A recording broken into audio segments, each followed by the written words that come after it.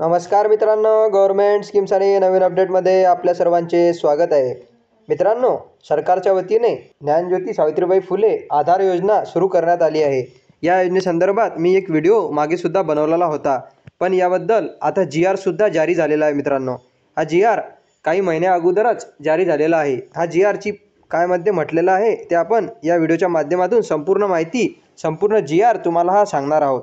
मित्रांनो, वसतिगृहात प्रवेश न मिळालेल्या विद्यार्थ्यांना वार्षिक खर्चासाठी अनुदान देण्याबाबत राबविण्यात येणाऱ्या आदिवासी विकास विभागाच्या पंडित दीनदयाल उपाध्याय स्वयं सामाजिक न्याय विभागाच्या डॉक्टर बाबासाहेब आंबेडकर स्वाधार योजनेच्या धर्तीवर इतर मागास वर्ग, विमुक्त जाती, भटक्या जमाती, विशेष मागास प्रवर्गातील विद्यार्थ्यांकरिता ही योजना मंत्रिमंडळामध्ये 19/10/2023 रोजीच्या मंत्रिमंडळ बैठकीमध्ये सुरू करण्यात आली आहे. मित्रांनो, या योजनेच्या संदर्भात OBC जे विद्यार्थी आहे त्यांना 60,000 रुपये वार्षिक स्कॉलरशिप या योजनेच्या संदर्भात दिली जाणार आहेत.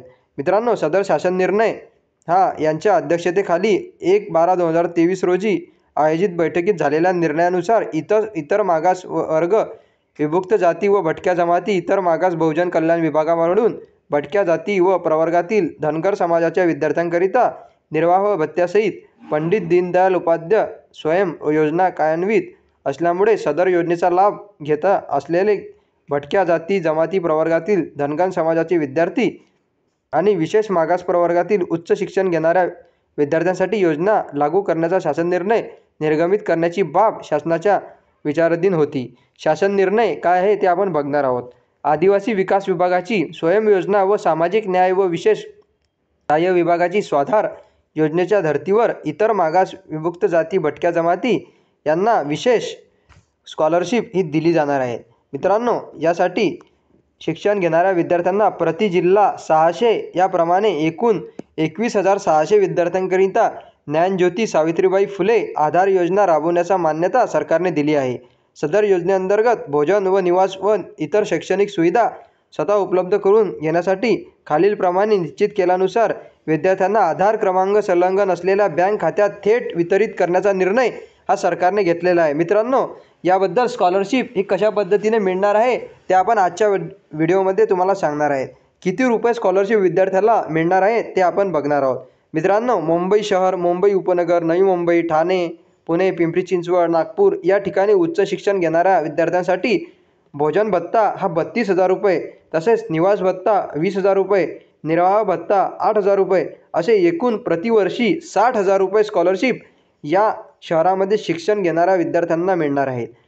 तर इतर महसुली विभागीय शहरातील व उर्वरित क्रमांक वर्ग महानगरपालिका क्षेत्रामध्ये उच्च शिक्षण घेणाऱ्या विद्यार्थ्यांसाठी अनुज्ञेय रक्कम 28,000, तसेच भोजन भत्ता 28,000, निवास भत्ता 15,000, निर्वाह भत्ता 8,000 असे एकूण 51,000 रुपये त्यांना हे दिले जाणार आहेत.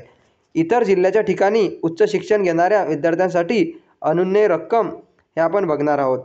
भोजन भत्ता 25,000, निवास भत्ता 12,000, निर्वाह भत्ता 6,000 असे 43,000 त्यांना मिळणार आहे. मित्रांनो, तालुक्याच्या ठिकाणी जे विद्यार्थी शिक्षण घेणार आहेत त्यांच्यासाठी किती भत्ता मिळणार आहे ते आपण बघणार आहोत. भोजन भत्ता 23,000, निर्वास भत्ता 10,000, निर्वाह भत्ता 5,000 असे एकूण 38,000 त्यांना या योजनेच्या माध्यमातून मिळणार आहे. मित्रांनो, सदर योजनेसाठी 100 कोटी इतक्या वार्षिक खर्चास मान्यता देण्यात आहे. या सदर योजनेअंतर्गत लाभार्थी निवडीचे निकष व इतर अनुषंगिक बाबी संदर्भात स्वतंत्ररित्या शासन निर्णय निर्गमित करण्यात येईल. सदर शासन निर्णय वित्त विभागाच्या अनौपचारिक संदर्भ क्रमांकाच्या वतीने जारी केला जाईल. मित्रांनो, सदर शासन महाराष्ट्र शासनाच्या www.maharashtra.government.in या संकेतस्थळावर उपलब्ध करून देण्यात आला असून त्याचा सांकेतिक क्रमांक हा इथे दिलेला आहे. असा आहे आदेश डिजिटल स्वाक्षरीने मित्रांनो मान्यता याला दिलेली आहे. मित्रांनो, ही योजना सरकारने GR काढून सुरू करण्यात आली आहे. तरी जे विद्यार्थी या योजनेचा लाभ घेऊ इच्छिता त्यांनी लवकरात लवकर या योजनेसाठी फॉर्म हे भरून टाकायचे आहे. मित्रांनो, व्हिडिओ आवडला असेल तर आपल्या व्हिडिओला लाईक आणि सबस्क्राईब करायला विसरू नका, जेणेकरून अशीच माहिती तुम्हाला पुढे देखील भेटत राहील. धन्यवाद मित्रांनो.